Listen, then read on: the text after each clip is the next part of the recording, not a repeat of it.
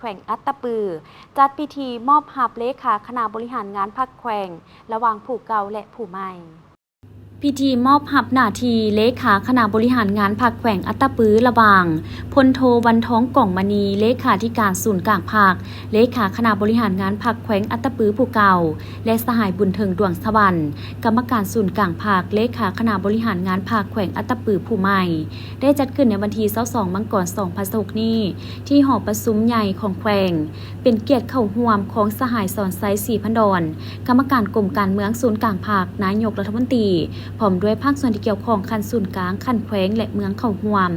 ปริญญาเอกบีสุขพรหมพิทักษ์ห้องหัวหน้าคณะจัดตั้งศูนย์กลางภาคได้ผ่านบรรดาที่กรรมต่างๆเป็นต้น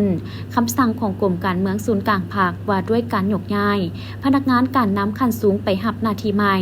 โดยยกย้ายพลโทวันท้องก่องมณีคณะเลขาธิการศูนย์กลางภาคเลขาคณะบริหารงานพรรคแขวงอัตตปือผู้เก่าไปหับหน้าที่ใหม่อยู่กระทรวงป้องกันความสงบพันมติกรมการเมืองศูนย์กลางภาคว่าด้วยการแต่งตั้งเลขาคณะบริหารงานพรรคแขวงอัตตปือโดยแต่งตั้งสหายบุญเทิงดวงสวรรค์กรรมการศูนย์กลางภาคเป็นเลขาพรรคแขวงอัตตปือผู้ใหม่ในพิธียังได้ผ่านดำรัสของนายกรัฐมนตรีว่าด้วยการแต่งตั้งท่านธนูไซบรรจาฤทธิ์เป็นประธานคณะกรรมการปกครองแขวงอัตตปือผ่านข้อตกลงคณะกรรมการปกครองแขวงว่าด้วยการแต่งตั้งท่านสุดีวงศ์อภัยวงศ์และท่านศรีไลศรีแสวงสุขทั้งสองเป็นรองประธานคณะกรรมการปกครองแขวงอัตตปือโอกาสดังกล่าวสหายสอนไซ4พันดอนได้โอ้ล้มต่อพิธีโดยเน้นหนักให้บรรดาสหายการนำทุกคันของแขวงอัตตปือเป็นเอกภาพนำขันถึงต่อกับการสับเปลี่ยนพนักงานการนำขันสูงของแขวงก็คือของภาคสืบต่อปกปักรักษาและเสริมสร้างความสามัคคีภายในภาคเอาใจใส่นำพาซี่นำเวียกงานภาคพนักงานให้ดีเพิ่มทวีเวียกงานกวดกาให้เข้มแข็งและแก้ไขผลการกวดกาต้านการเสื่อมคุณเปลี่ยนธาตุต้านการโสลาดบังหลวงของพนักงานให้เข้มงวดไปพร้อมกับการเหตุเวียกงานศึกษาอบรมการเมืองแนวเขตของสมาชิกพรรคพนักงานราชการทหารตำรวจและประชาชนบรรดาเผ่ารับรู้เข้าใจแนวทางนโยบายของพรรคและระเบียบกฎหมายของรัฐสืบต่อเอาใจใส่ผ่านขยายมติกล่องประชุมใหญ่ครั้งที่12ของพรรคก็คือมติกล่องประชุมใหญ่ขององค์คณะพรรคแขวงอัตตปือสมัยปัจจุบันและแผนพัฒนาเศรษฐกิจสังคมของแขวงติดพันกับการปฏิบัติ2วาระแห่งชาติบนจิตใจสืบต่อสร้างการหันเปลี่ยนใหม่อย่างแข็งแรงเลิกเซิงและหอบด้านเพื่อแก้ไขความยุ่งยากทางด้านเศรษฐกิจการเงินปัญหาเงินเฟ้อค่าของชีพสูงการเหน่งติ้งแฮงของอัตราแลกเปลี่ยนที่ส่งผลกระทบถึงแนวคิดจิตใจ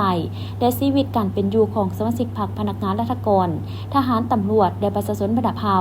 โดยเฉพาะบุกทะลุการสร้างเส้นทางเสื่อมจอดภายในแขวงต่างแขวงต่างประเทศให้สะดวกสบายบุกทะลุการแก้ไขความทุกข์ยากของประชาชนบรรดาเผ่าและพัฒนาแหล่งท่องเที่ยวภายในแขวงให้สำเร็จตามแผนการสืบต่อยู่แฮงการพัฒนาเศรษฐกิจสังคมของแขวงให้เข้มแข็งกว่าเก่าเป็นต้นแมนสุมใส่สุกยูส่งเสริมขบวนการผลิตเป็นสินค้าให้สืบต่อขยายตัวอย่างแข็งแรงกว้างขวางและมีคุณภาพสูงขึ้นเพื่อทดแทนการนำเข้าและส่งออกไหลขึ้นตืมสร้างพื้นฐานรายรับที่มั่นคงและยาวนานของแขวงโดยติดพันกับการแก้ไขความทุกข์ยากของประชาชนสุกยูส่งเสริมการผลิตที่เป็นนอแหนงใหม่ของประชาชนให้เป็นขบวนการกว้างขวางเพื่อเฮ็ดให้ชีวิตการเป็นอยู่ของประชาชนนับมือดีขึ้น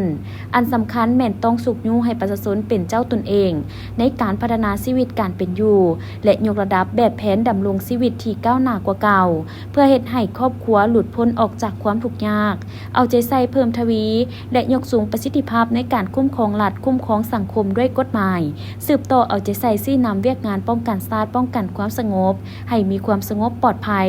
สืบต่อปรับปรุงกงจักการจัดตั้งให้เข้มแข็งนักแน่นตามทิศกระทัดหัดมีประสิทธิภาพติดพันกับการก้าวเกี่ยมดำเนินการเลือกตั้งสมาชิกสภาแห่งชาติสุดที่10และสภาประชาชนแขวงสุดที่5ต้องถือสำคัญในการเลือกเฟ้นเอาพนักงานผู้ที่ดีเพื่อหันลงก่อสร้างรากฐานการเมืองติดพันกับการพัฒนาชนบทหอบด้านแก้ไขความทุกข์ยากและการปฏิบัติเวียกงานสามสร้างนำพายุขบวนการแข่งขันหักชาติและพัฒนาให้ดีขึ้นเทื่อละก้าว